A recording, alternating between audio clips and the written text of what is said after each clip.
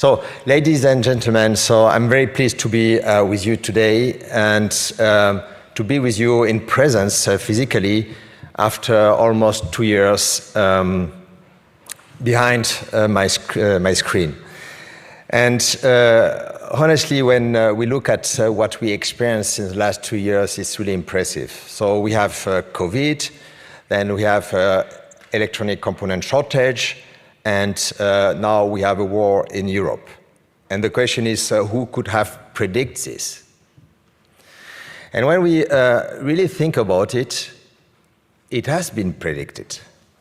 So famous guys, among others, predict a pandemic, Bill Gates. The electronic component shortage was foreseen if we looked at the investment industry, semiconductor industry did, and the demand forecast. And President Putin is telling for years that he wants to reintegrate Ukraine in Russia according to his mind. So everything was predictable. So I'm not here to launch a philosophical discussion or a geopolitical discussion, but I would like just to underline one point, is that human being, why we did not acknowledge these events, the 3 events I mentioned. Probably because we tend to reject what we don't like as human. Probably also because the time of the event was not so clear when it will happen. And also probably because the impact on our life, on our habits, is very, very difficult to predict. And as we want to try to predict what will be the automotive industry, we should keep this in mind. So I think that's what we can predict is that we would like to have a car or the vehicles as a smartphone on wheel with the same structure. I think it's not, there is a consensus on this, that would be a good model. A good model because at the end, the users are happy with this model and the key players are rich. So, and there are rationale behind this. So we have a complexity of what we have to solve and then implement in the software. One of the good examples is autonomous driving, but also the new mobility and new way to have the mobility requires a lot of interfaces, a lot of integration of different devices together and make a seamless services, which require us to change the way we do the things. This communication, these interfaces, it's basically having the vehicles full part of the IoT and taking benefit out of the cloud services. So this is what we used to name a software-defined vehicle. And just the wording we use, software-defined vehicle, is interesting. Did you already hear that a smartphone is software-defined?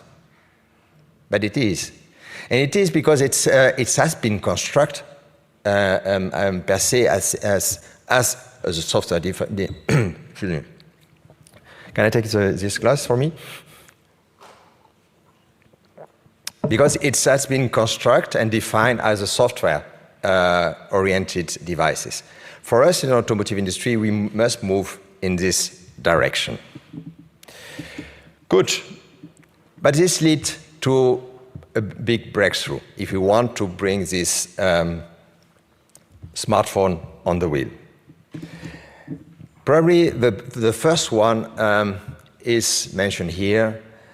Obviously, we'll continue to have hardware and software development as we have today, what you see in the lower part of the graph. But then on top of this will be the integration, and on top of this will be a lot of new value streams. What I would say, just maintaining every car in the street up to date with upgrades, adaptations, and improvements. It's completely new for us. in the industry. And it has a lot to do with the user experience. And Professor Dottner, you mentioned 2 cases with your car, which shows that user experience is extremely important. And I would like to make an analogy to make sure that we are really wake up on this topic. The analogy is with airplane or transportation, the airlines companies, better say it.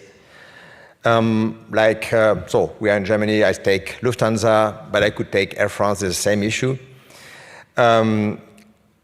It's a company which has very good airplanes, very safe, good crew, good services prior to the COVID, very reliable prior to the COVID, and with a reasonable price, also prior to the COVID. But we put the COVID impact on the side.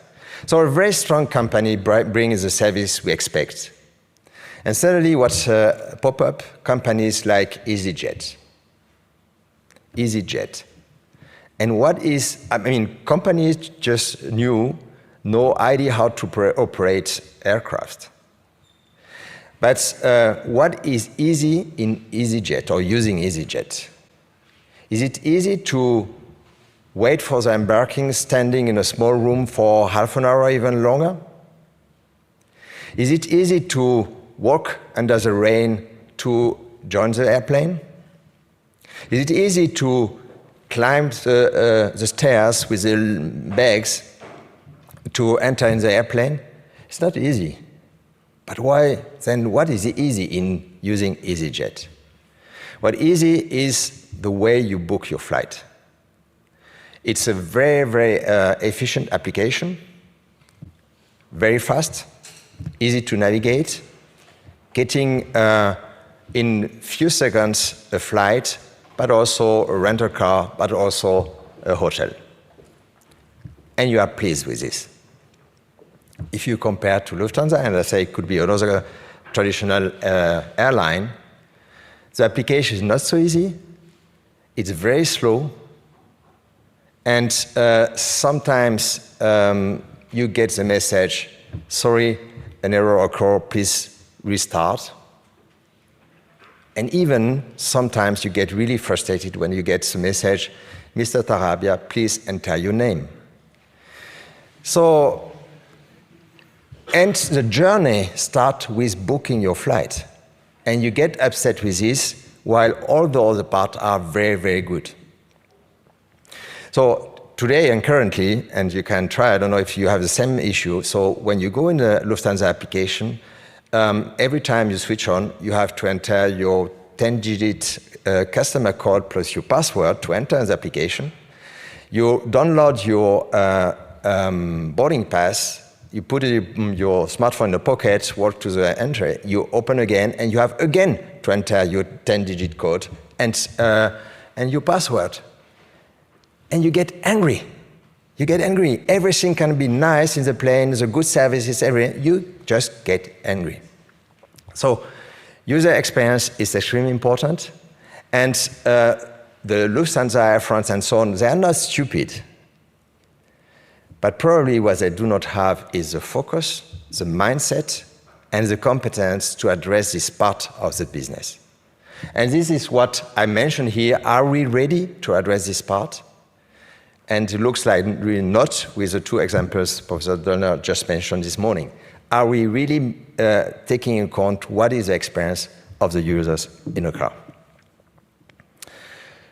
Well, but the transition started. We know where we start from, a very complex architecture of our product with more than 100 ECU on the car, a lot of interfaces. It works, basically, not every time as expected, but it works. And we know where we want to land also, and we started the transition, or the transformation, with some transition steps. It's interesting to see how the steps are coming. We observe a combination of cockpit topics combined in domain controllers with ADAS, and some other with safety motion combined with body functions. Probably interesting here also is to see that key arguments to make it in this way is to say, well, this SoC we use for ADAS is similar to the SoC we use for display. That's why we put it together. So probably again, hardware-oriented. The situation is very complex, and we have to admit this. That's why we struggle to have a roadmap when will happen the target and in which steps. So at Continental, we used to use this slide to show the complexity of the first introduction of one of the first high-performance computer on the market in a Volkswagen ID.4. Name is ICAS, in-car application server, good name. And the complexity and how we struggle to make it happen, learning a lot about it with a number of ECU in relations, the number of requirements, the number of hours to develop, the number of partners involved, and so on and so forth. It's complex, and we must acknowledge this and address this complexity. But when we look at this and where we stand and where we want to be, is it a real or it will be a reality or still be a dream? And if we compare the smartphone structure with the car structure today, we obviously see the difference in the number of one microprocessor in front of several microcontrollers, in the number of sensors and actuators, and obviously a lot of difference from this point of view. But probably what is more important is, first, the safety topic. A car stay a safety devices, where we do have a part which is really safety and another part which is not, and we must deal with this. And there is no way to escape. It's a regulation topics, and we feel responsible for the safety of the transportation. And the second topic is about the number of, let's say in this form, operating system. There is one in the, for every brand of the smartphone industry, and we have many, many in the automotive industry.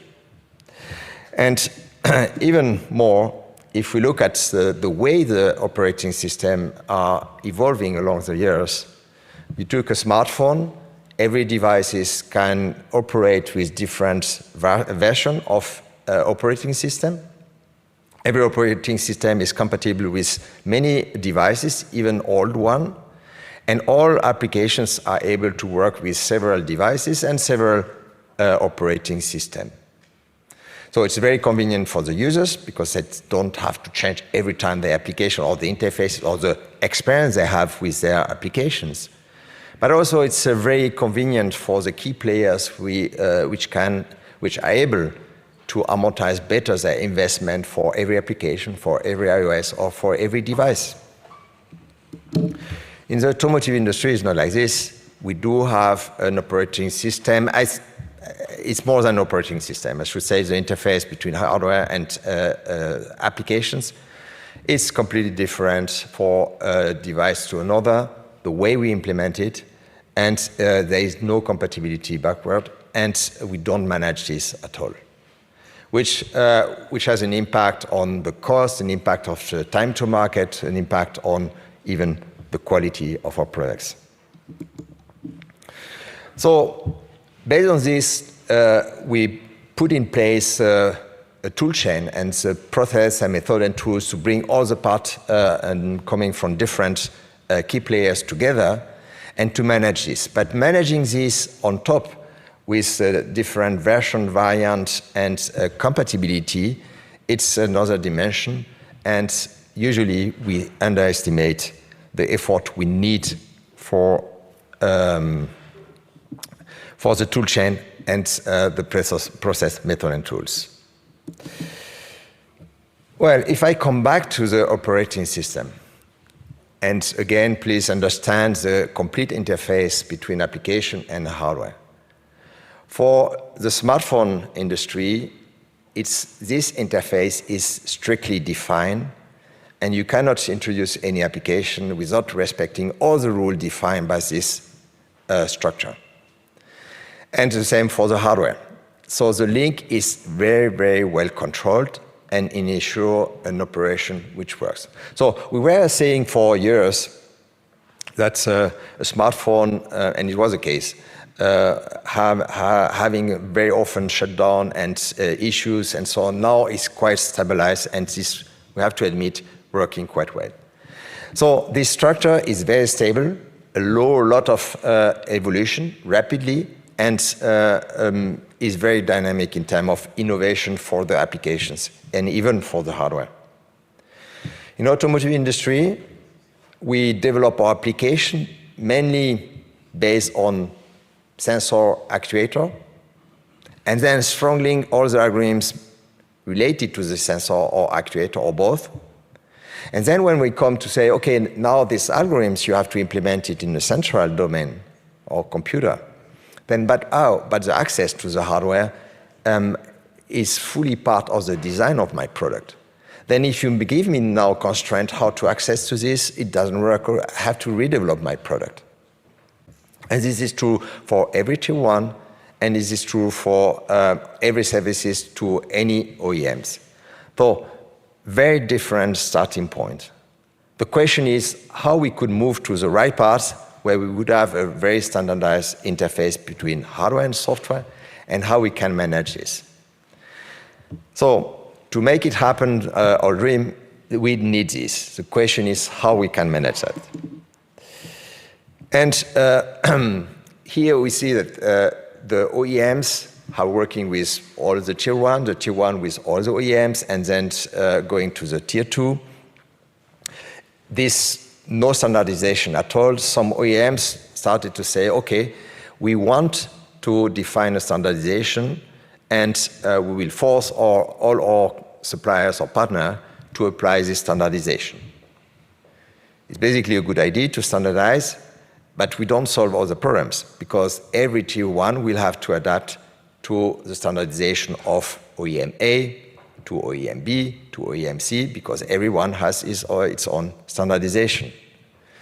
So then there is a trend to say, okay, but a lot of application, the OEMs we will do by myself in order to control better what's happening. And here I raise the question, are we sure we identify the issues? And we have some, I mentioned some of them. And what are the root causes of the issues? And the way we try to solve them are really solving these issues and not introducing additional one. So for this, I think that the way we cooperate, the way we standardize, and the way we want to work together should be discussed together and define the new roles and in this structure. The last point I would like to address right now about, and here I think it's in a university, it's appropriate, is about the competencies and the knowledge. So competencies, we need new in our industry, so artificial intelligence, obviously, data scientists, this kind of competence that we do need, and some other which are more traditional, but we need in mass, architecture, system, cybersecurity, and so on. How we in our industry can attract these talents, knowing that all the industry are requesting these competencies. It's not an easy answer here, how we can make it happen, but to improve the relation between what we need and what we can get, standardization is probably a way. And I raise another question, would we be ready to go much more for open source usage? The second point is about knowledge and how we keep the knowledge in the company. We know that the new generation is much more mobile, and the job market supports this mobility because there are jobs everywhere. And on top of this, we learned with the COVID that we can work mostly from everywhere and most of the time, which give a lot of opportunity for the young people, and that's great. The problem for the traditional industry is that we were used to hire people to keep them forever. And when we lose competence, it's a failure. We did something wrong. And it's a problem because we did not anticipate this. So I guess the way we have to do is to accept this and to change our mind and really anticipate the mobility and probably look at what engineering companies are doing, anticipating and managing the turnover instead of saying, oops, we have a problem, somebody left, and we have a lack of knowledge in our industry. So you see that to conclude for me, the key points are that we have a lot of challenges around the ecosystem and where are the values the customer are ready to pay for, and user experience is one of them. How we construct our knowledge about this, address this topic, how is the collaboration, how we ensure that to come to the result we expect, we implement the right process, method, and tools. We have the culture of DevOps. And obviously, we are also faster to implement those new features required by the market. So there are a lot of uncertainty, as I mentioned at the beginning, and some events will happen to us. We must identify them. When they probably will come, and what will be the impact, even if we dislike them, how we address them, how we react to this. So I guess the purpose was to launch the discussion, and we have some minutes, I guess, for question ready to answer. Thank you very much for your attention.